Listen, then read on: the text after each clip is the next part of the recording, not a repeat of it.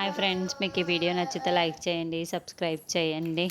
Lucky ఇంకా పార్వతి ఎక్కడ తీసుకెళ్ళిపోతుందో అని చాలా టెన్షన్ పడుతూ భయపడుతూ ఉంటుంది. అప్పుడే లక్కీ, నువ్వు ఎందుకు బాధపడుతున్నావు? నేను ఎందుకు ఆ పార్వతి ఎటు తీసుకువెళ్ళకుండా, అమ్మ కోర్టులో కేసు వేసింది కదా, ఏదో ఒకటి చేసి అమ్మ నిన్ను ఎక్కడి నుంచి వెళ్ళనివ్వకుండా ఖచ్చితంగా అడ్డుకుంటుంది. నాకు ఆ నమ్మకం ఉంది లక్కీ. నీ కోసం, నాన్న కోసం అమ్మ ఏమైనా చేస్తుంది. మీరిద్దరు సంతోషంగా ఉండాలనే కదా అమ్మ ఇదంతా చేస్తుంది. మీ ఇద్దరి కోసం అమ్మ చాలా కష్టపడుతుంది లక్కీ అని జున్ను చెబుతుంటే, అప్పుడే మిత్ర తలుపు దగ్గర నిల్చొని ఈ మాటలన్నీ వింటూ ఉంటాడు. తర్వాత లక్ష్మి గదిలో ఉంటే అప్పుడే మిత్ర అక్కడికి వచ్చి లక్ష్మి అని పిలవగానే, ఏంటో చెప్పు అని లక్ష్మి అంటుంది.